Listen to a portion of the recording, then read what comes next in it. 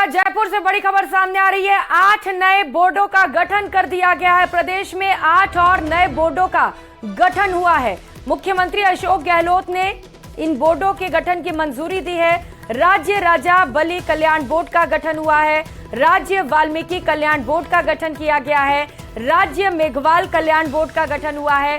राज्य पुजारी कल्याण बोर्ड का भी गठन करने का फैसला लिया गया है मुख्यमंत्री अशोक गहलोत की ओर से। तो वहीं राज्य केवट कल्याण बोर्ड का गठन, राज्य जाटव कल्याण बोर्ड और हर बोर्ड में अध्यक्ष, उपाध्यक्ष और 3 सदस्य भी होंगे। इनके अलावा 5-5 गैर सरकारी सदस्य भी हर गठन में मौजूद रहेंगे।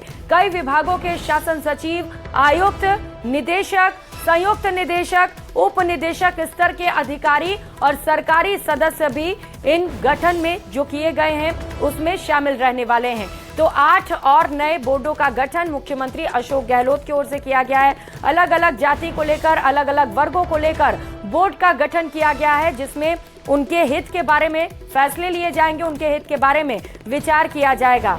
तो एक और बड़ा फैसला मुख्यमंत्री अशोक गहलोत की ओर से। बताते चले कि इससे पहले भी कुछ विशेष वर्गों को लेकर मुख्यमंत्री अशोक गहलोत की ओर से बोर्ड का गठन किया गया था। इसमें तमाम अहम सदस्य मौजूद होते हैं जो उस विशेष वर्ग के लिए सोचते हैं, उन पर विचार करते हैं और उनके लिए फैसले किए जाते हैं। तो वही चुनाव से पहले बांसवाड़ा शहर को विकास की सौगात मिली है। मंत्री महेंद्रजीत सिंह मालवीय ने और अर्जुन सिंह बामनिया ने कुशलबाग मैदान में 2.5 करोड़ की लागत से बने स्टेडियम का उद्घाटन किया। इसके बाद दोनों मंत्रियों ने 70 करोड़ की लागत से कागदी नदी के सौंदर्यीकरण का भी शिलान्यास किया और कुछ संस्थानों और लोगों को पट्टे भी जारी किए गए। इस खास मौके पर शहर के स्टेडियम में 150 फीट ऊंचे तिरंगे का अनावरण भी किया गया। स्वागत करने के लिए मैं निवेदन करना चाहता हूं सभापति महोदय। इसके साथ ही 71 करोड़ रुपए की लागत से कागदी नाले को पक्का हम बना रहे हैं। मैंने अपने विभाग से ये पैसा दिया है। इसी तरह से 10 करोड़ रुपया हमने कागदी के सुंदरीकरण के लिए दिया है, जिसका काम शुरू हो गया है। मोक्षधाम के लिए एनीकट के लिए दिया था 1 करोड़, वो काम चालू हो गया, पूरा हो गया है। इसी तरह से डायला तालाब के लिए भी 3 करोड़ रुपया दिया था, वो काम बन के पूरा हो गया है। इन कामों से होने से बांसवाड़ा का सुंदरीकरण बढ़ेगा, लोगों का आकर्षण बढ़ेगा और पर्यटक भी आगे पीछे आना शुरू होंगे। तो वही मुख्यमंत्री की जिले वाली सौगात के बाद मालपुरा के लोग जश्न में डूबे हैं। कांग्रेस नेताओं का मालपुरा पहुंचने पर जोरदार स्वागत किया गया। पीसीसी उपाध्यक्ष रामविलास चौधरी समेत जिला बनाओ संघर्ष समिति और ग्रामीण इलाकों से आए लोगों ने मुख्यमंत्री के समर्थन में जबरदस्त नारेबाजी की। मालपुरा की जनता की ओर से विधायक ने सीएम को धन्यवाद भी दिया।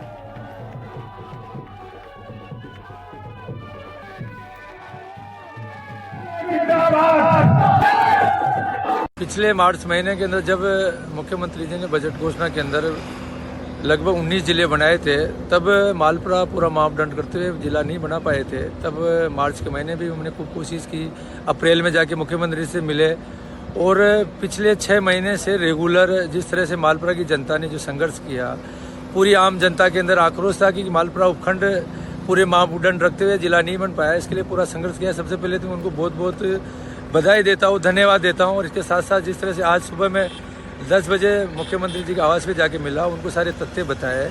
मुख्यमंत्री जी आश्वासन दिया कि मैं इस पे विचार करूँगा और जिस तरह से अभी लगभग 2:30-3 बजे उन्होंने घोषणा की कि मालपुरा को जिला बनाया जाता है, इसके लिए मैं मालपुरा की जनता की तरफ से, मेरी तरफ से उनको बहुत बहुत धन्यवाद देना चाहता हूँ। हमारे कम से कम सैकड़ों कार्यकर्ताओं को साथ में लेकर आज सुबह हम सीएम हाउस गए और सीएम हाउस पर मुख्यमंत्री से मिलकर विधायक साहब ने हमारा मांग पत्र सौंपा कि मालपुरा जिला बनाने के लिए पूरी योग्यता रखता है, पूरे मापदंड रखता है।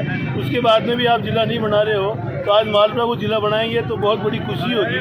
तो माननीय मुख्यमंत्री जी ने हमारी विधायक साहब की और आम जनता की जो 198 दिन से जो धरना प्रदर्शन चल रहा था, उसके अंदर सभी व्यापारियों की, मजदूरों की, किसान भाइयों की, सभी ने जो सहयोग प्रदान करके 2 या 3 बार इस मालपुरा बंद रखकर जो सहयोग और समर्थन दिया है, हम पूरी तरीके से भारतीय जनता पार्टी के कार्यकर्ता इस आंदोलन में सक्रिय रूप से भाग ले रहे थे।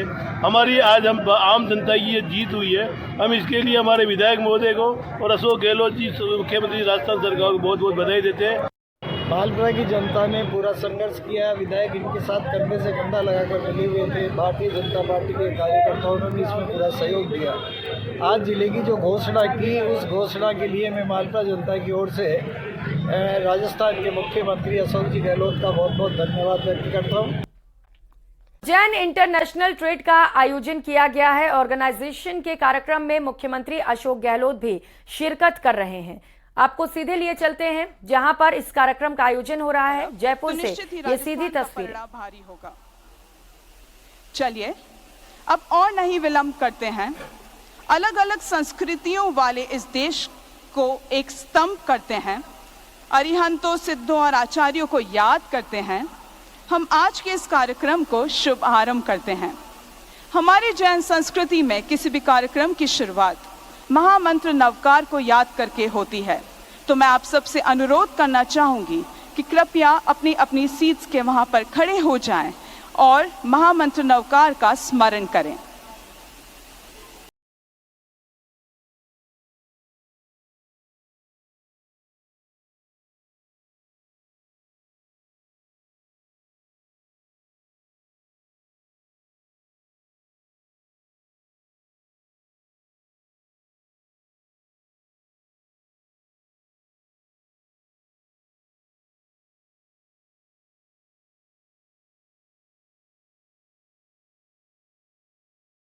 दौसा के दौरे पर रहे प्रदेश के चिकित्सा और स्वास्थ्य मंत्री परसादी लाल मीणा ने केंद्र सरकार पर जमकर हमला बोला। कहा कि इस वक्त राजस्थान में पीएम वर्सेस सीएम है और जनता आने वाले विधानसभा चुनाव में फैसला कर देगी। मीणा ने गहलोत सरकार की उपलब्धियां गिनाते हुए कहा कि सीएम की योजनाएं ताकतवर हैं, इस वजह से पीएम को राजस्थान में इतना बड़ा जमावड़ा लगाना पड़ रहा है। मीणा ने महंगाई के मुद्दे पर भी केंद्र सरकार को जमकर घेरा। सुनिए क्या कुछ कहा। इनमें कोई ऐसे नेता नहीं है, इसलिए प्रधानमंत्री को खुद आना पड़ रहा है। अशोक गहलोत से मुकाबला अशोक पीएम वर्सेस सीएम है यहाँ राजस्थान में। और देखना सीएम की नीतियां ज्यादा कारगर है या पीएम की नीतियां कारगर है, ये राजस्थानी जनता फैसला करे।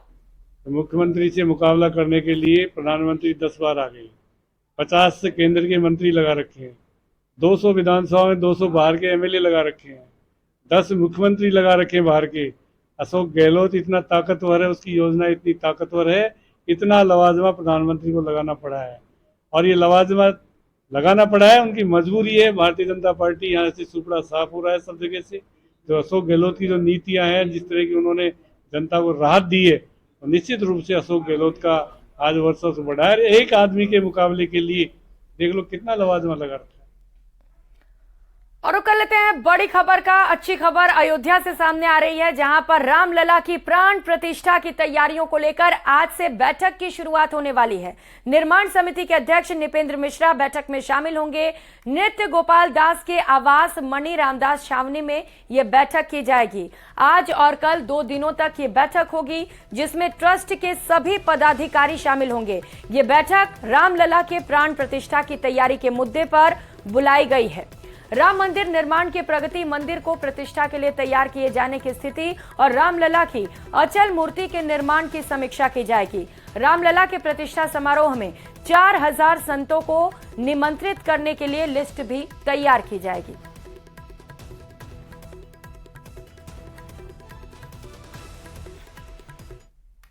और यहां वक्त चला एक छोटे से ब्रेक का, लौटेंगे फौरन।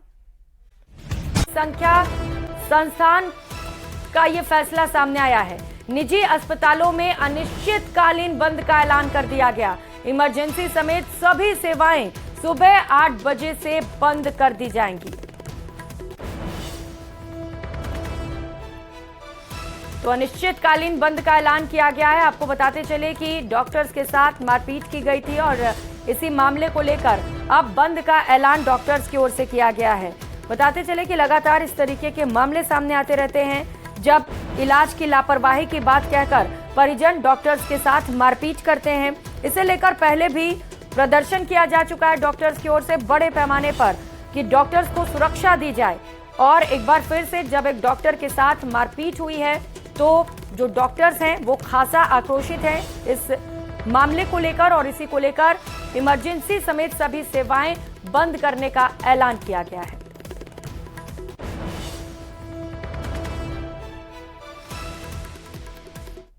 और झुंझुनू से बड़ी खबर